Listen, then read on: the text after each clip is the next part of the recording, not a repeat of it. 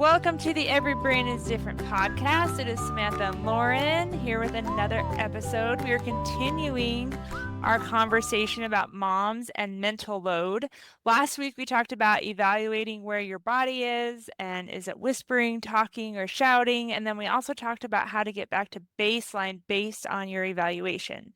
So today, we are talking about how to shift responsibilities to your family or others to reduce the mental load that you might be experiencing. And people love to say, let me know how I can help. And it sounds kind. And sometimes doing it yourself feels easier than explaining how to do it. And so when people say, let me know how I can help, you're like, oh, thank you so much.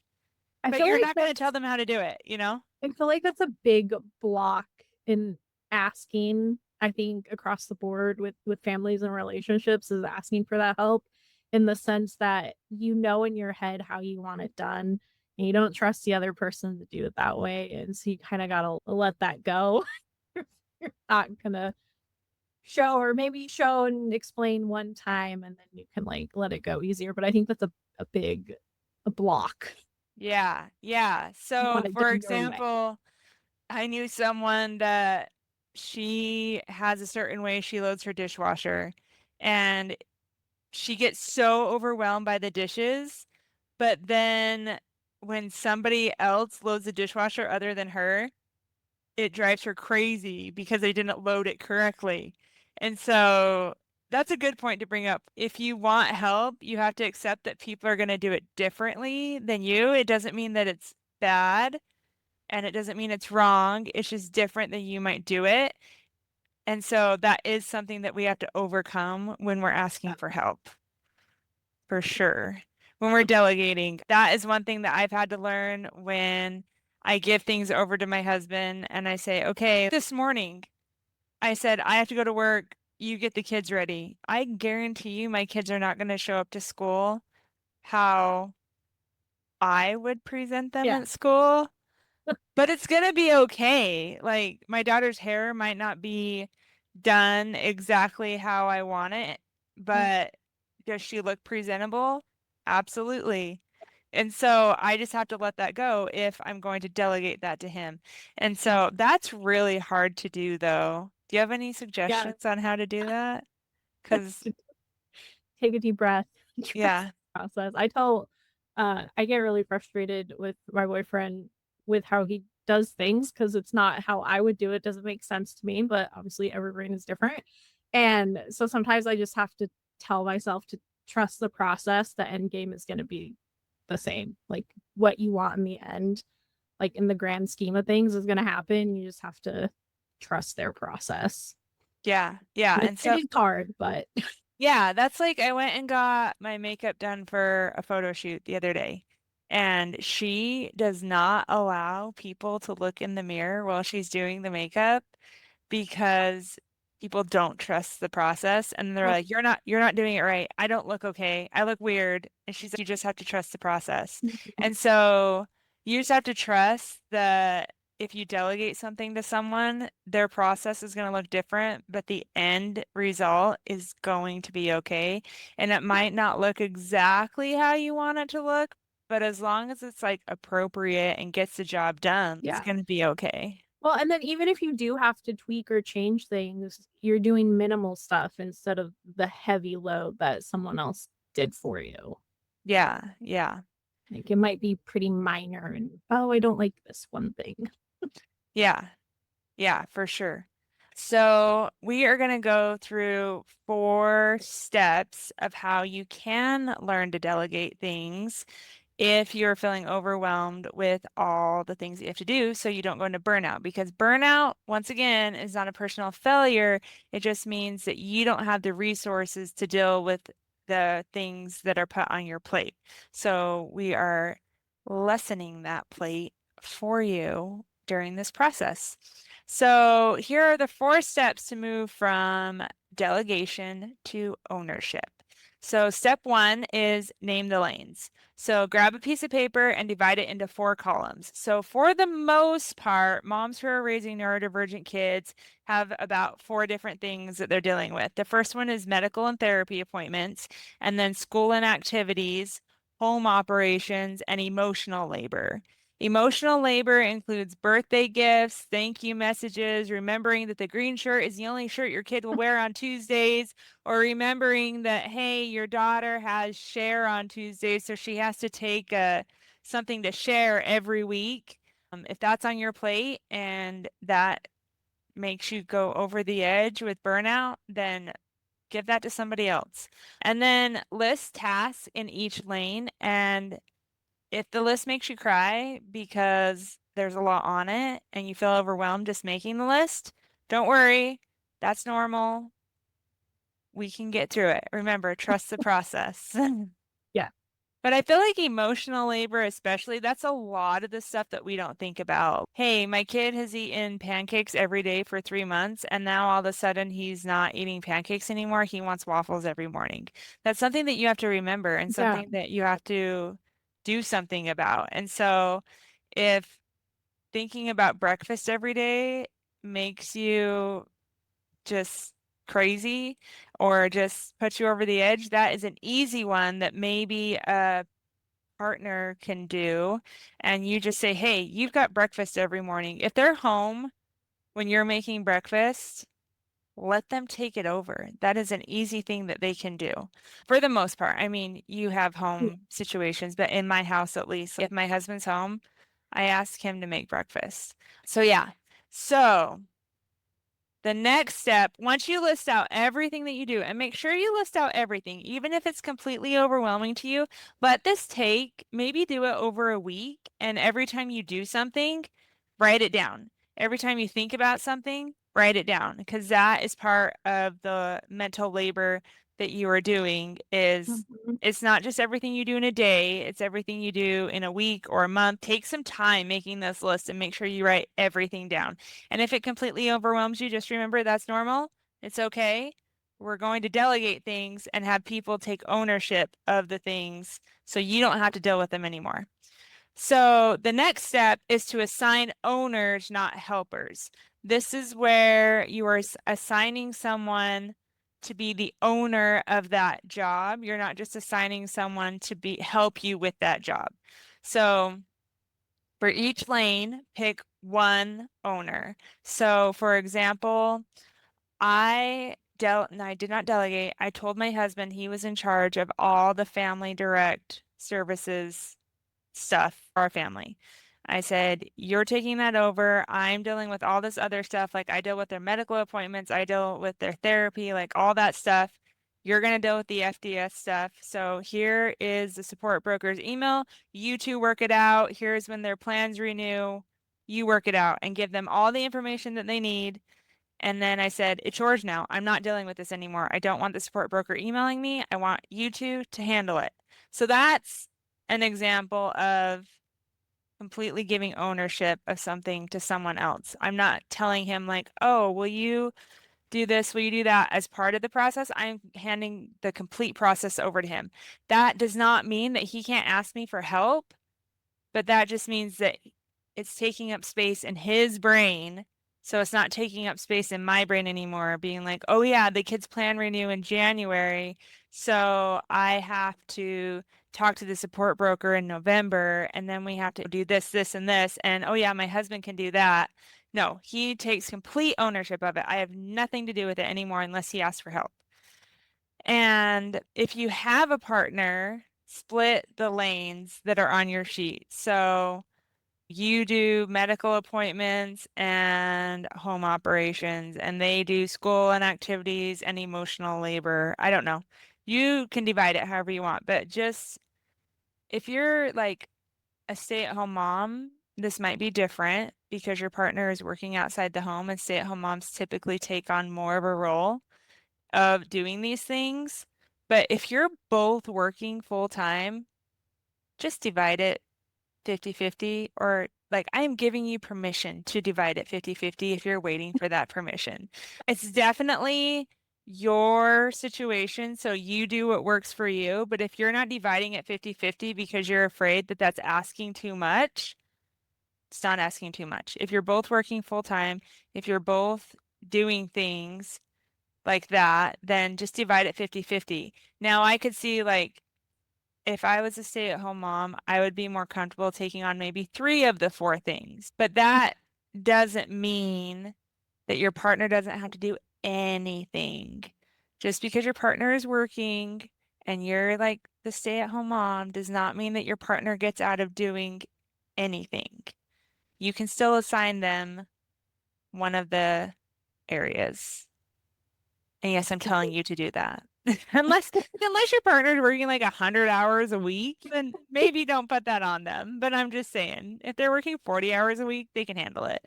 I have a lot of opinions on this, and we're just going to move on. If you do not have a parenting partner, is there someone in your life that you could offload one of the things, one of the lists to someone else? Is there someone that you can offload that to? So is there someone, maybe you have a friend that your kids go to school together? Is there someone that you could offload the school and activities thing so you know that they are in charge of picking your kid up from every activity? Or I don't know, like just find someone that maybe you can offload a couple things to so that you don't have all of that on you. And then paid help is an option. So if you have the resources for that, pay someone to help you. There is no shame. And if I could pay for it, I would have a housekeeper and a house cleaner because that is what my heart desires. But I don't have the resources for that. But yeah, if you could offload like household things, definitely do it. That's just one of the things. And ownership doesn't mean that that person has that thing forever. Maybe you rotate monthly. Maybe you and your Mhm. partner are like, okay, I'll do the household and the emotional labor this month, and next month you're going to do it. And then you just rotate. It's just whatever works for you. Yeah, Just give them full flexible. ownership. You can be flexible with your plan, but when they are in charge of that, like they are in charge of it. I recommend if you're gonna do that, make your partner in charge of school in August and May. You. Those are the worst months for school. Like, I will take it, but you only have to do 2 months. Do you? Yeah, yeah, These are the 2 months. yeah, yeah, exactly. No, don't do that. That's just mean. But especially May, like this May, the last end of school year almost killed me. There was so many activities in the middle of the day, and I was like, how do parents do this that don't have a flexible work schedule? Like, my They don't. husband could not come to half the things because when he's scheduled to work, he has to work, and the school doesn't tell you what's going on until the last second. And I'm like, how are we supposed to do this? And so he missed some things that he really wanted to go to, and if we would have known in advance, we could have done them. But that is a rant for a different day. Anyway, step 3 is to define done. For example, school and activities is done when forms are submitted, fees are paid, bags are packed the night before, and the weekly schedule is sent to the family text thread every Sunday by 6 p.m. So if you have a lot going on for school that week, or just everyone has a lot going on in school for the week. But just define what done means to you and ask your partner or the person taking it over, is this feasible for you to do? This is what I expect. Can you do that? And if they say no, then talk about expectations. Can you not expect as much? Or can they rise to the occasion? It's all dependent on your situation. But just make sure you have clear endpoints to prevent questions like, did you pack the clarinet? Did you pack the lunch? Did you do this? So, because you're still thinking about it, that person doesn't have ownership if you're still asking those questions. Yeah. For all of these steps is that you do have to communicate and communicate clearly. Yeah, especially, Really okay, all if of your kids are neurodivergent, I can almost guarantee you that you or your partner are neurodivergent. So be very clear because things can get misconstrued and you can say things that you think are clear. I'm not it. talking because this happened in my house lately or anything, but you can say things that you think are very clear and your partner takes it a completely different way. So maybe say things in a couple different ways Ask questions to make sure they understand what you're saying, and then make sure you're on the same page because Yeah. things can get miscommunicated very easily. Yeah. And then the fourth step is to make it visible. So put a simple checklist on the fridge or a shared notes app. Not so you're micromanaging because you are setting this task free from your head, but visibility lets the owner track progress without asking you for a reminder. So those four steps, once again, are name the lanes. So medical and therapy, school and activities, home operations, and emotional labor. And then assign owners, not helpers. You're not delegating things. You're giving ownership of that lane or that task to somebody else. Define done. Clearly define what done means. And then make it visible so that the person can have that reminder to do those things and you're not the one reminding them. Now, Love it. this is for a partner or a friend or hired help, but let's talk about how kids can also share the load of responsibilities in the home and how they can do that in age and developmentally appropriate ways. So remember, the goal is contribution, not perfection. And also remember that neurodivergent kids may need more scaffolding, more visual support, and more time to master a task, and that is okay. We are not expecting them to be amazing at it the first time they do it. So if you ask your kid to go clean the bathroom, for example, and you tell them go wipe off the counters and they miss some spots, that's okay. Totally fine. If they don't do it 100%, like you're not asking them to clean the bathroom so you don't have to go clean the bathroom. You're asking them to clean the bathroom so they can learn to contribute to the household and so that they can learn how to take care of their own house someday. And they can Mhm. only do that by starting with the small things. But definitely don't expect perfection the first time or the second or the third or the fourth. And if they need more help, that's okay. Just remember age and developmentally appropriate things because a kid can be 10 years old, but developmentally they might be 7 years old. So it's really hard for that kid to do things that you would expect a 10-year-old to do who's also developmentally a 10-year-old. Mhm. But here are some ideas just by general stage that you might do. So for little kids, like under like preschool age, younger than that, they can put toys in a basket before bed and they can carry napkins to the table. They can match socks. They can use a two-step picture card for toothbrushing, any of those things. So just really simple things like one-step directions. They can do that.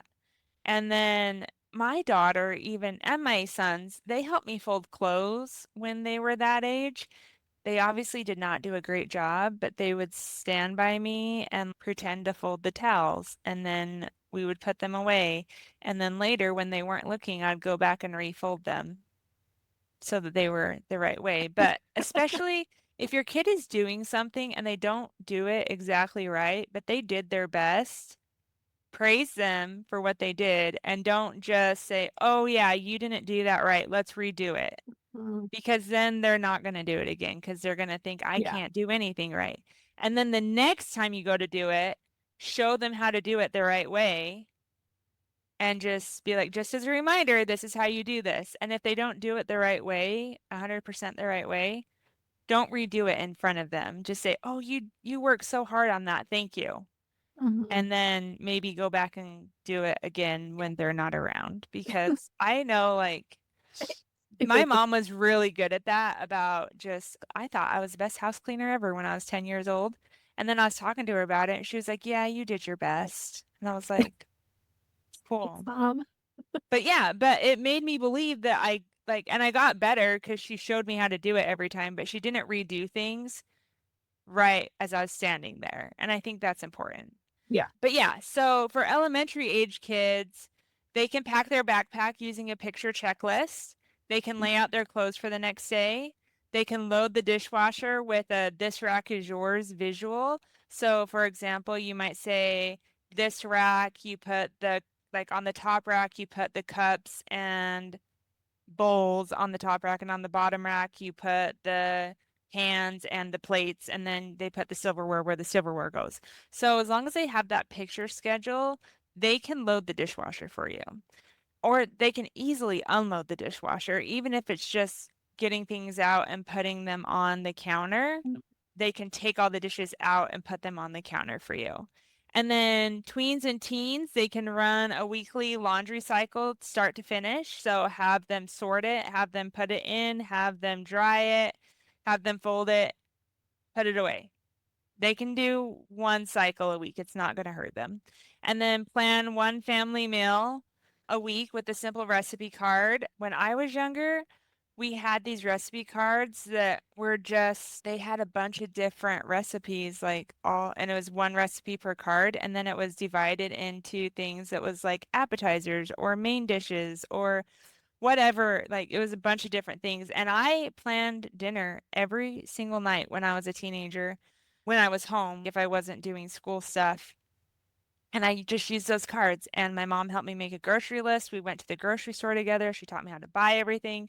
But I used those cards. And now I have those cards. So I'm excited for my kids to use them because my mom gave them to me last year. She was like, you take these. I don't want them anymore. They And were really yours. yeah, she was like, they're yours. I've never used them. They're yours. I got them for you. But yeah, so they can plan a weekly family meal, manage their own sports bag or music bag or whatever, and then place school forms in a parent inbox by a set time and follow up if it's not signed. So they're not like coming to you all the time being like, sign this, sign this, sign this, sign this. If you just have a box for them to put it in, they can put it in there and then they can be responsible for checking up to make sure that those forms are signed. Once again, you know your child. If any of this is too hard for them, then work on it. But those are just generally some things that kids those ages can do. And then give each child one job they own. Don't make it so that they're doing laundry every week, they're planning meals every week, they're managing their own sports bag like all the time. That might be too much for them, but just give them one thing that is their own job. And once again, have them take ownership of it so you don't have to think about it. Obviously, give them the tools that they need to be successful, Mhm. but give them ownership of it. And then write the definition for done, write it down so they can see it. For example, backpack ready means water bottle filled, homework inside, headphones in the front pocket, backpack at the door before 8 p.m. So those are just some things that you can do. So let's add some scripts you can use because words are hard, especially when you're tired. So if you're talking to a parenting partner about this, you can say, I am carrying the mental load for medical and therapy. I need you to own school and activities for the next 2 months. Ownership means you plan, schedule, pack, and update the calendar by Sunday at 6 p.m. If a decision comes up, make the best call. I trust you. If you want my input, send me 2 clear options and a deadline. So it's not just open-ended questions like, what do you think about this? There's 2 clear options. And so that is a really good, this is what it means to be done. This is what it means when you need help. This is how you can ask me for help and just be very clear about that. And then to a helpful friend, if they say, is there anything I can do? You can say, thank you for offering. Here are 3 tasks I'm ready to offload completely. Grocery shopping on Thursdays, ride to occupational therapy on Tuesdays, or running the birthday gift calendar for the cousins. Pick one to own for the next 6 weeks and then just let them pick one. And then to kids, you can say, everyone in this family helps the family run. You get to choose your job. Do you want to be lunchbox captain or laundry sorter? Here is what done looks like, and here is a picture card to help. And then to yourself, you can say, I am allowed to be a person. Rest is a task worth doing. So those are just things that you can say, examples of things you can say to everyone that is offering to help you and to yourself to remember that rest is important. It's a necessary thing to do. Especially Yeah. if you want to avoid burnout. Yeah, yeah. And if you do experience burnout, remember burnout is not a personal failure. It's just you do not have enough resources to do all the things that are asked of you. Yep. So I hope this was helpful today. Let us know how it goes when you put these things into practice. And then next week, we will be talking about what to do when ownership is messy and interruptions pile up anyway. It's going to happen. And if you do this system, it's not going to be perfect, of course. But our goal is to help you get to a place where you don't feel so burned out with your mental load. So, yeah, have a great week, and we'll see you next week.